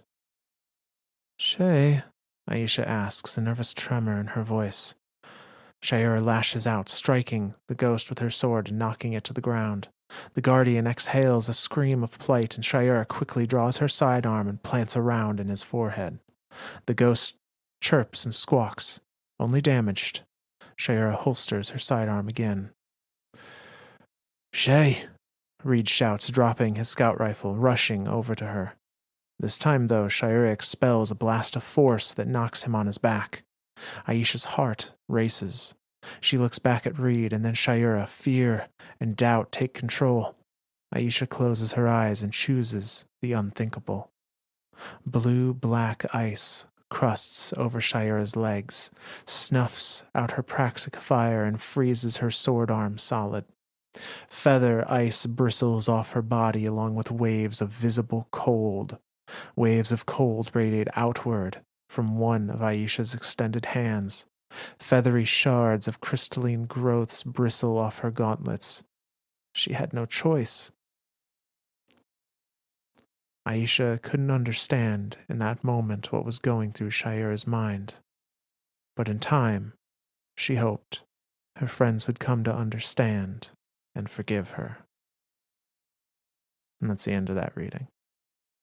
So the ghost that Shayura is attacking is the downed guardian's Yes. ghost, correct? Yep. Okay. For some reason, again, in my head, I was like, is she attacking her own ghost? Like, what the fuck is happening here? But clearly, this down guardian had shown that he was using stasis, and that pissed off Shayura enough to like say, well, if your ghost is okay with this, well, then your ghost is evil, so I need to kill your ghost. And then like that line of thinking to look towards Aisha and be like, oh, hey, and Aisha's just trying to like stop her friend from like committing a murder, like a final death murder type thing. And yeah, and then like the thought of like the guardian like seeing his ghost get attacked and like jump up and go no, and then I Shayura just like whip out a pistol and pop right in the face and be like, shut up, I'm killing your ghost. Like, holy shit, this is dark. And something that's a little different about this event compared to her first match that we went over, she is not in a panicked state. She's not in a like, she's not feral. She's not running on that survive instinct. This seems very cold and controlled. Calculated. Yeah. Yeah. Cold and calculated. I like that. That's very much what's happening here. Like, this is very much, she knows exactly what she's doing here. Yeah. So we're going to view this event from Shayura's point of view. And this is on the Pyretic Ascent Bond. And it goes like this. There's nothing but silence in the void. Frost collects on the inside of the cockpit of Shayura's jump ship. Her breath is visible as a cold fog.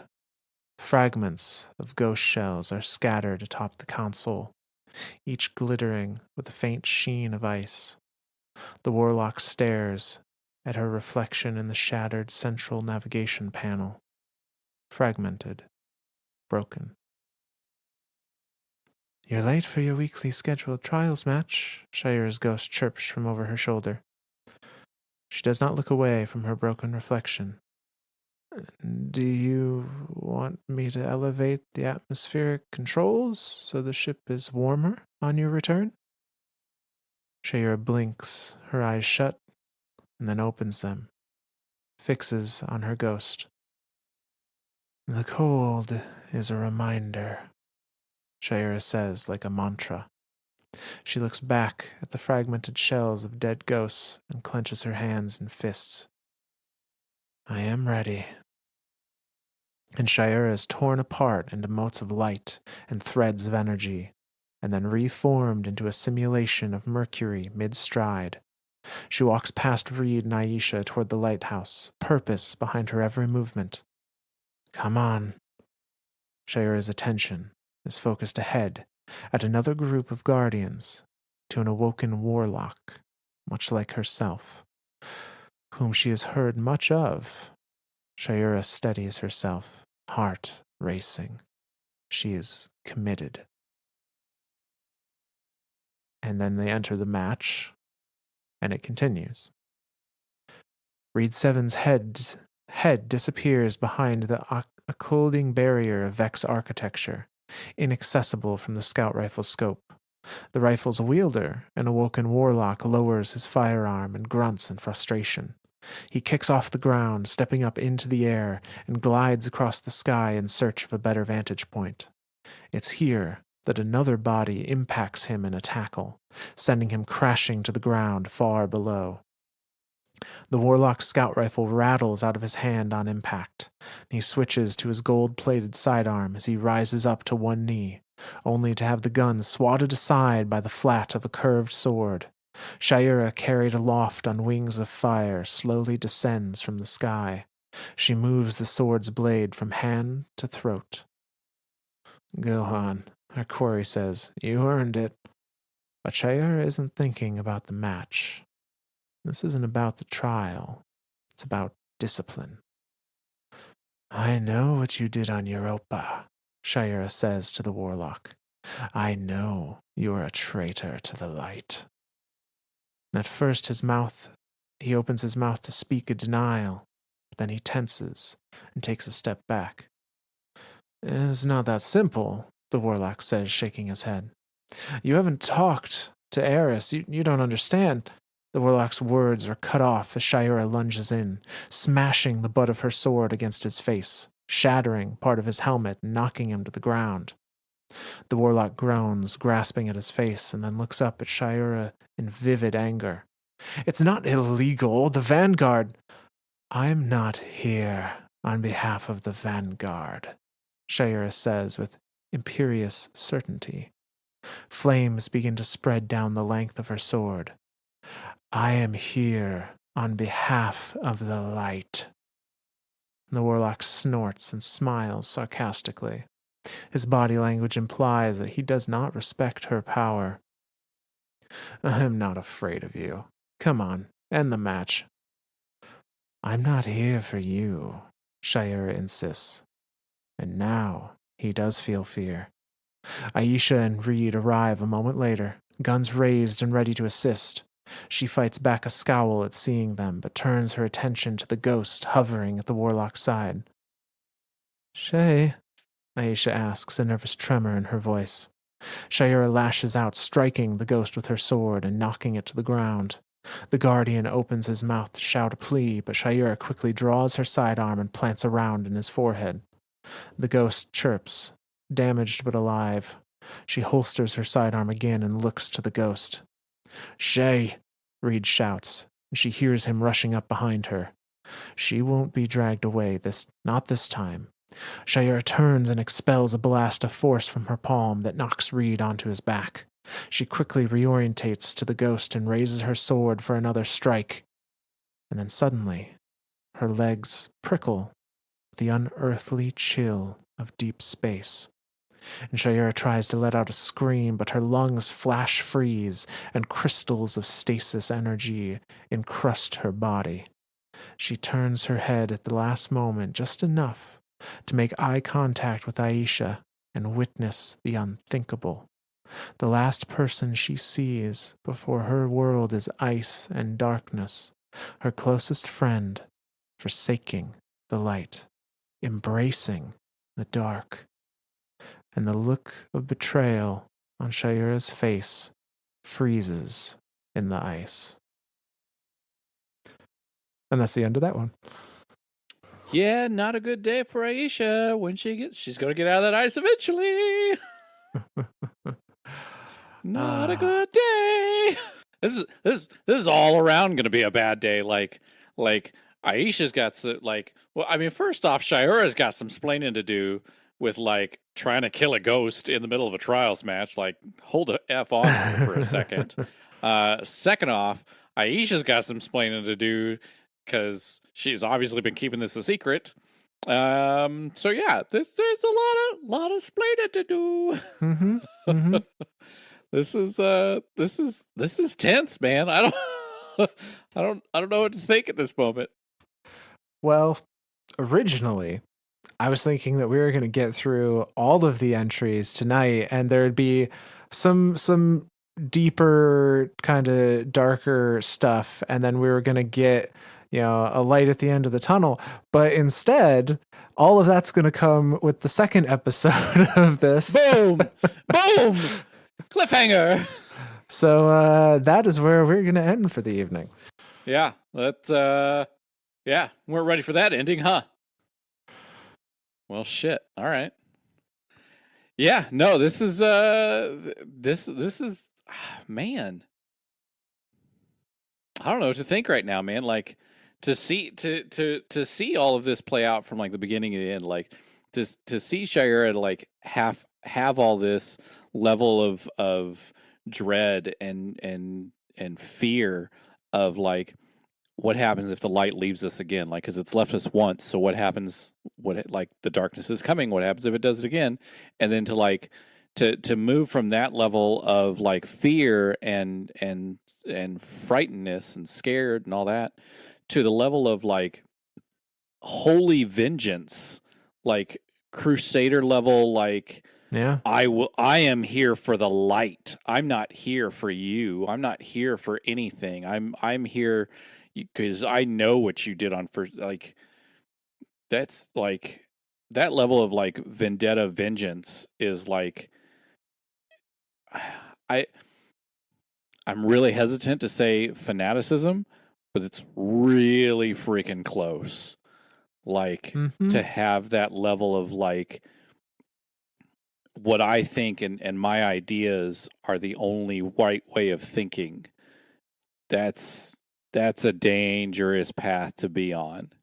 And Shayura is it full like in full thrall of this. Like she's very much in that mindset of like my way of thinking is the only way of thinking that's correct. And if you're using darkness, I'm killing you. Like you're dead. I'm gonna kill you. I'm gonna kill your ghost, and I'm gonna kill you. Like that's it. So yeah, and then again to see that level of, and again I don't want to call it betrayal from Aisha because it's not like Aisha's trying to stop Shayura from doing this horrendous act of killing a ghost. Like Aisha's heart is in the right place, but man, this is a tough way to do it. Like it's yeah. Well, I don't know, man.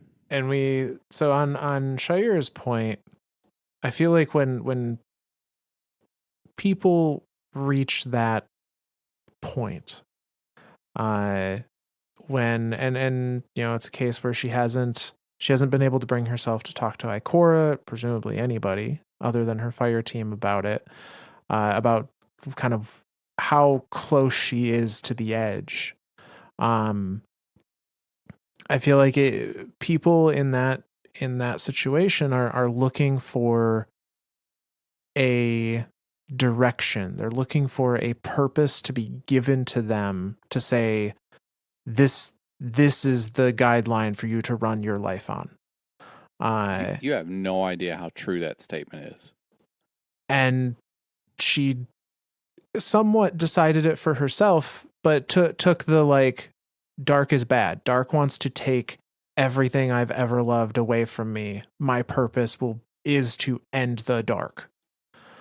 And so I don't think it's inaccurate to say that it is a form of fanaticism, a form of zealotry, not necessarily by nature of being a part of a group, but just by like, she needs a purpose to survive, and this is what it is now.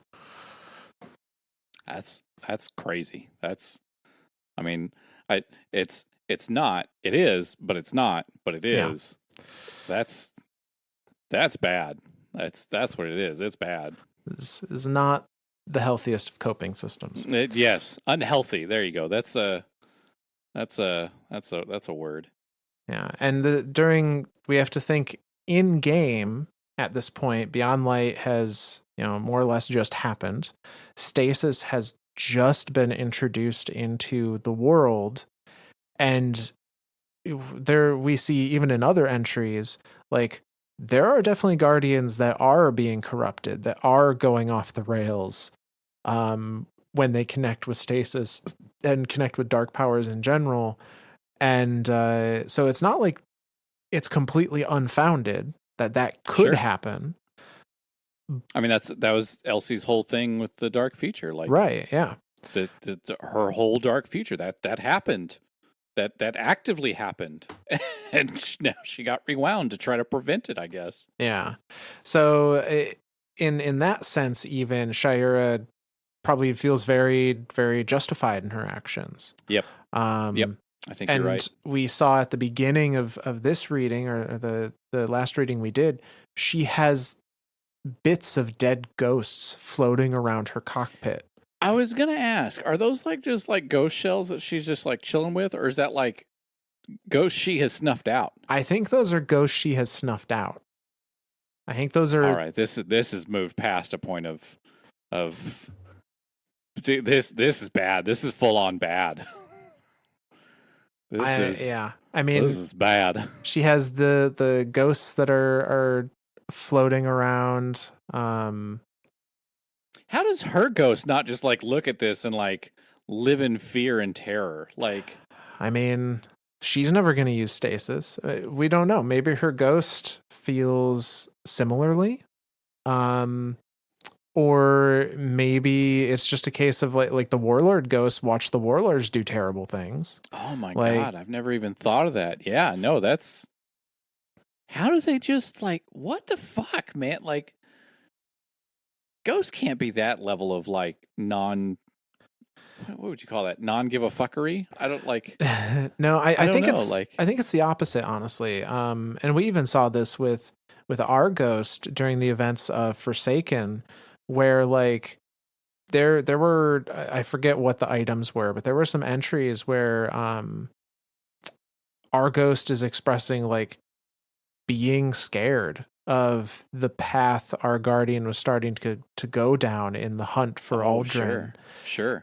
But they, in those entries, are like, but I believe that you'll come out of it, that you'll be okay, that like that we will move past this and you'll come back to being the guardian I know you are.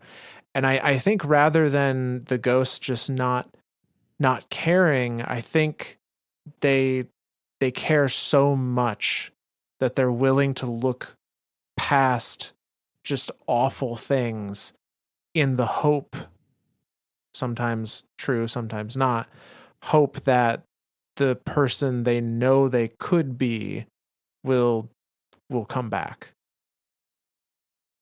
That's scary. Ugh.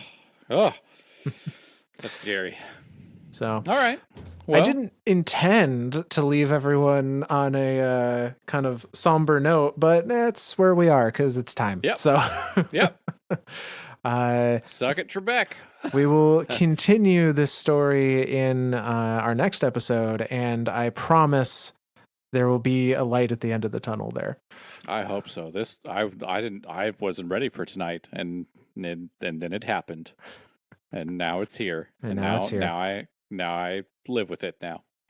All right. Well, let's go to a little bit lighter note then, and go with some shout outs. Yes. So we have 2 shout outs and a metric, I guess. Yay. The first one comes to us from Apple Podcasts. Someone was kind enough to leave us a 5-star text review. Thank you very much. So this is coming to us from Cannon Blackwell, and they say, I have been a big fan of Bife on YouTube for years now, and these guys have entered my regular rotator of Destiny lore while I'm driving. Keep up the good work. Hell yeah. We absolutely love Bife. Bife is amazing. I think without, like, if Bife had never started doing what he did, you wouldn't have guys like us doing what we do. Like, I don't know. I don't even know that like, was Bife the first one to start putting together lore videos? I don't know if he was the first. He was definitely the first I had heard of. Same here. Like, I know I heard of him before Mylan. Mm-hmm. So yeah, like he's I don't know. He's kind of the reason I got started in falling in love with the lore and all the stories that are happening. Yeah.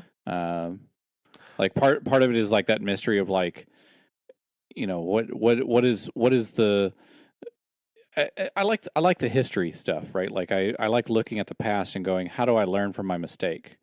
And so then, like, to look in Destiny and to, like, look through Destiny's past and go, okay, where did Guardians go wrong? How do Guardians make better choices in the future? I know we as the player have truly no control over where that story goes, but I don't know. It's a little bit of a driving force for me to think of, like, my Guardian can do better. So yeah, that's yeah. So no, say it's always a huge compliment to even be in the same sentence as someone like Bife or Mylan or any of them. So I'm glad that you're enjoying it that much. Absolutely. Yeah. So next shout out is coming to us from Twitter, and this is from Alex S, who is replying to our last episode, the final episode of the Bray series and of Elsie's story.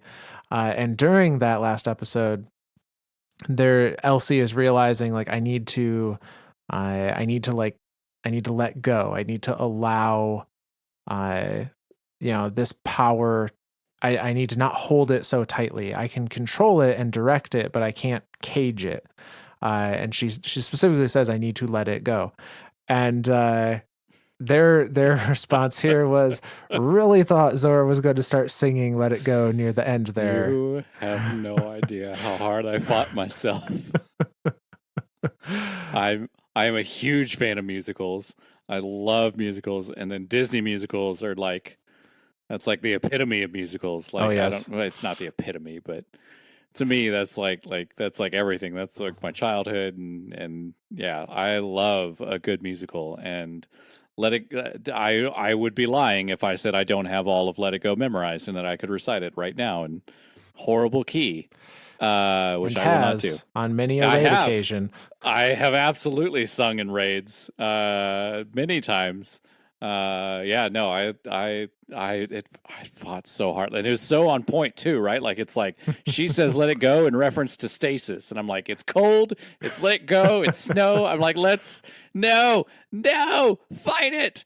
That was literally like my thought process there. So yeah, no, I will not torture all of our listeners with my rendition of "Let It Go." That is reserved for my raid team. Yeah, and we will continue to deal with it, I guess. You goddamn right you will. But thank you for recognizing how hard it was for me not to do what I wanted to do. Yes, and thank you, Zora, for your restraint. yeah. Thank you, me. But yeah, so the other thing that we wanted to just do a kind of general shout out for is Spotify. So, unfortunately, on Spotify, there isn't a way that I'm aware of to leave a text review, but you can leave stars. And all of the listeners on Spotify have been really awesome and have been kind enough to get us up to 4.9 out of 5 stars, which is insane. That's super cool. That's yeah, fucking amazing. That's what that is. That's across 174 reviews, so it's not just one or two. That's what I'm saying. Like that, the level, like if it was like even if it was like 50, I'd be like, holy shit, that's pretty damn good. Yeah. This is bordering 200 people are giving us almost a 5-star. Like that's holy fucking shit, guys. Like you guys are the best. It's pretty awesome. It feels good, and I'm glad that you guys are enjoying it enough to think that highly of it. So absolutely, that's great. Absolutely. So even if you can't leave a review there, thank you very much. We do see that, and we appreciate it. Well, I guess I got to give my thank you. Huh? Yeah. Yep. I don't know. I don't know who to thank. You know what? We're gonna get deep in this one, Myth. You ready for this one? Oh boy. Yeah. Oh boy. Thank you, all mental health professionalists that exist in this world today, because you are needed, very much so. I personally have a therapist that I talk to once a week. Absolutely love her. If you need that little bit extra, that little bit of like, I need help, like to recognize that you as a person need help is not a weakness. That's a strength. That's a fantastic thing to be able to say that out loud, and then to seek that help and to get that help is fucking awesome. So yeah. So remember that. Absolutely. I think that is the perfect message for this episode, though. It takes an enormous amount of courage to be able to, say that you need a little bit of help and to seek that out. And exactly as you said, that is never a weakness. That is never a fault. That is just you having the strength to recognize and do something about it. And don't go on vendettas. Yeah, maybe that's bad. Don't go that route. Yeah, bad coping mechanism again. Bad coping mechanism. Bad. Do not recommend. Yeah. All right. Well, anything else, Smith? Then no, I think that's it. You give our usual. Nah, it's plug fine. Of where to find us. They know where to find us. I'm not gonna follow that up with self-promotion. All righty.